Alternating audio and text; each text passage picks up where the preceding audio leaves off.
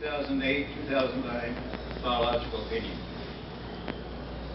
and the biological assessment. We expect the work to take place in most of 2015. Upon completion, the BIA will engage in the ESA consultation with Fish and Wildlife. I'm sure you are well aware of the in-stream flows and the situation that exists here on this project. To follow up on the federal court decisions in the 1980s, I think a lot of you are well aware of those court cases. The BIA established in-stream flows on several reservation streams within the project service area. Since then, the project manager has operated the project to bypass flows through the project diversions to meet these in-stream flow requirements. The current system of interim increased flows will be again evaluated coming up very, very soon. In May of 2014, BIA announced that it would review the 1996 interim in-stream flows to determine whether the flows should be adjusted. As part of this announcement, we noted that since 1996, a considerable body of hydraulical and biological data information has been developed, which provides an improved technical foundation, and that the need for adequate flows has been initiated in the 2009 POs. In the near future, BIA will be completing the release of a draft environmental assessment that addresses this information and incorporates BIA's recommendations for adjusting the in-stream flows potentially in time for the 2015 irrigation season. To take a step further in evaluating and implementing field improvements, over the past several seasons, the cooperative management entity made initial improvements strides towards identifying and implementing operational and other improvements at field. Also, during the compact negotiations, the Confederated Salish and Kootenai Tribes, CSKT, and representatives of the Irrigation District identified important operations, improvements, some of which may be low cost. The CSKT staff has also highlighted in various forms situations where operational measures might improve water quality.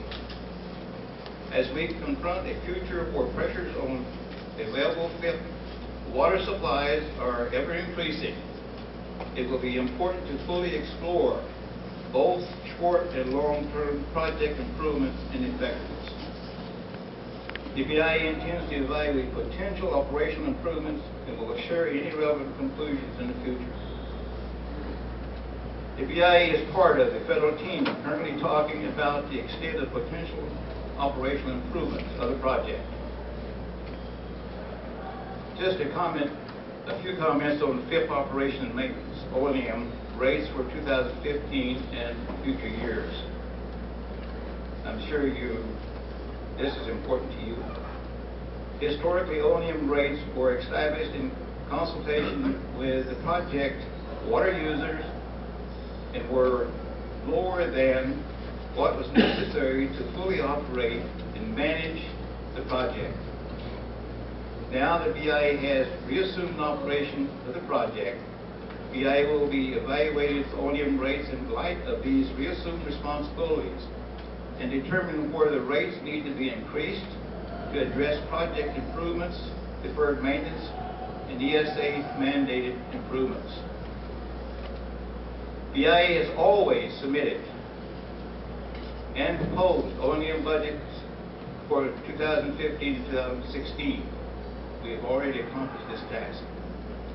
The 2015 budget maintains the current 2000 rates. In other words, if I'm reading this correctly and right, there will not be any substantial increases in 2015. In 2016, O&M budget will increase to account for the anticipated personal costs critical deferred maintenance items that I'm sure the water users, project users, would want to see that project improved. The projected O&M rates for the 2016 does not reflect any increases for any necessary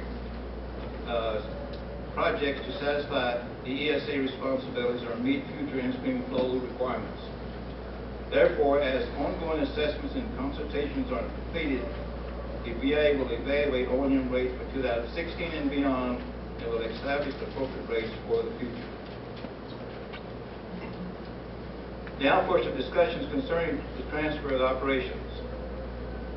In 2010, BIA transferred project operation and management responsibilities to the corporate management entity as agreed upon by CSKT and the Joint Board of Control, along with its member districts, and consistent with our statutory and trust obligations. Events over the past year, however, including the dissolution of the JBC, necessitated the BIA to reassume the project O&M earlier this year. As previously explained, BIA remains committed to resolving issues related to the project and once again transferring project O&M back to the local level. In addition to the need to complete the evaluations noted above, litigation filed by one of the irrigation districts related to the project transfer complicates our ability to renew discussions about how best to transfer project O&M. Once we resolve these issues, BIA looks forward to working with the CSKT, the Joint Board of Control, and the irrigators served by the project to develop again an appropriate agreement to transfer the O&M. In conclusion, BIA will continue to apprise you of the key decisions and considerations that it must address in preparation for the 2000 irrigation season and beyond if it's necessary.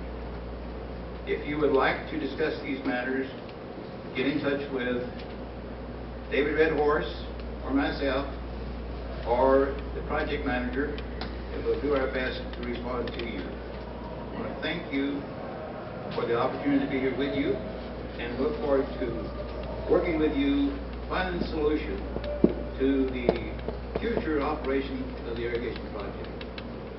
Thank you very much.